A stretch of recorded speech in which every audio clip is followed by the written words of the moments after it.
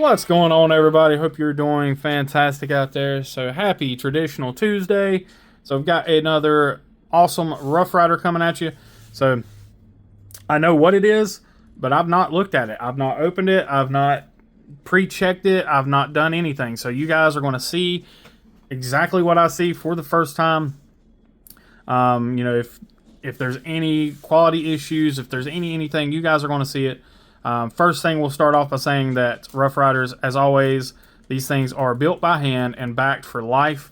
So if you have any issues whatsoever with these guys, definitely reach out to the customer service team. And from what I understand, they'll make it right. So this is the RR2181. This knife right now is $15.99 or $16.99, one of the two. Either way it goes, it is a sub $20 Micarta Warncliffe little traditional. So the standard Rough Ryder, their budget line packaging, just a folded simple cardboard box. Helps keep the costs down. You do get a little baggie, and then inside is your knife. So let's go ahead and zoom right on in with nothing wasted. So you do have some polish, looks like maybe nickel bolsters, brass pins, polished micarta. This is a polished denim micarta. Beautiful black and blue. Pins are flush, no issues there.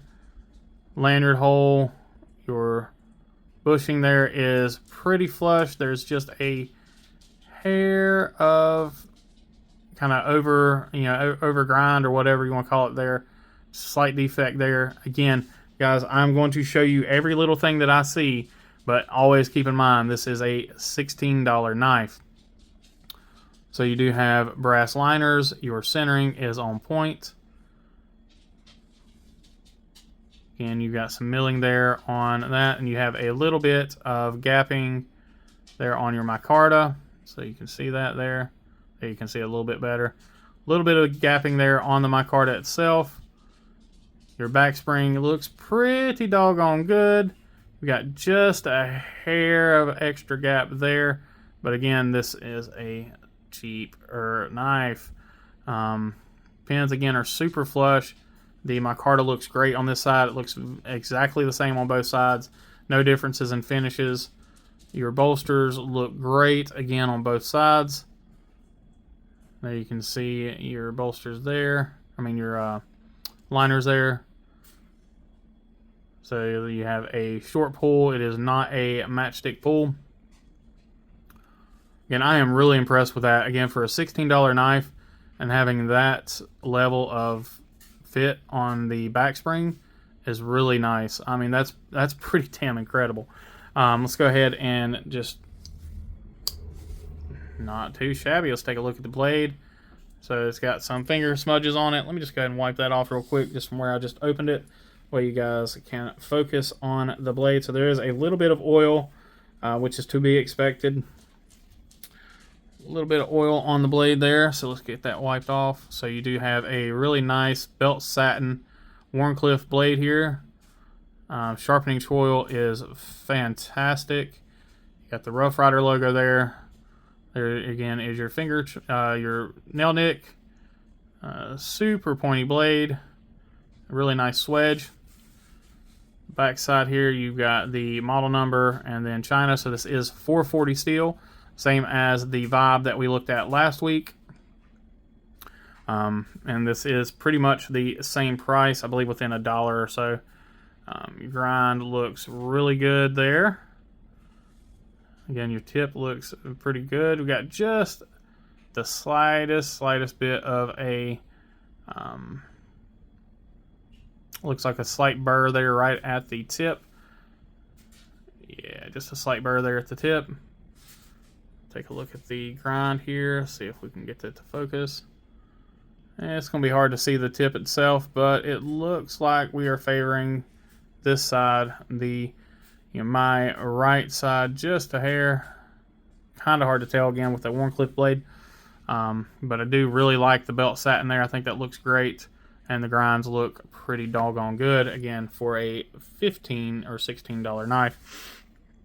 Let's go ahead and grab a new piece of sacrificial wood. Let's see how this guy slices. So I always like to try to see if I can get it to just barely bite. So it is push cutting paper.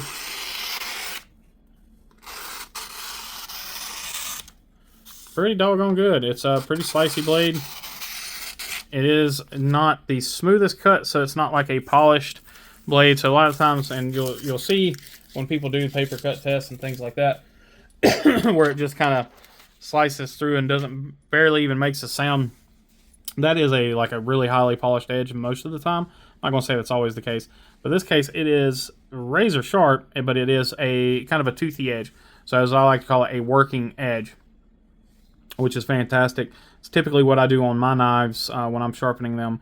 I don't like to go to a mirror polish. I will if the customer requests it, but most of the time, if it's a knife that gets carried and used all the time, I usually will stop at 600 or 800, and I will strop to remove burr, and that is it. I try not to go too much further than that, just because to keep the most usefulness in your edge, being able to cut everything, rope, everything extremely well, fabric, whatever.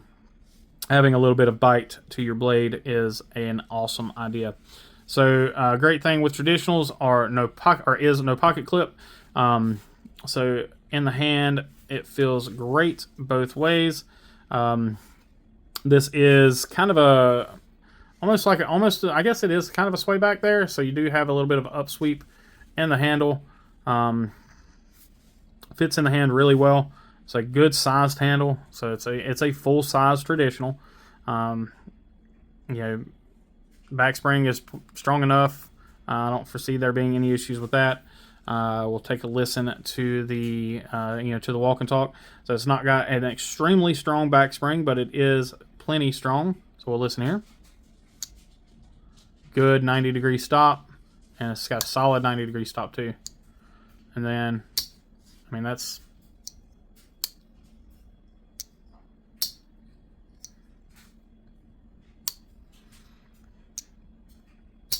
I can't complain with that. It's got a great, like I said, great 90-degree stop.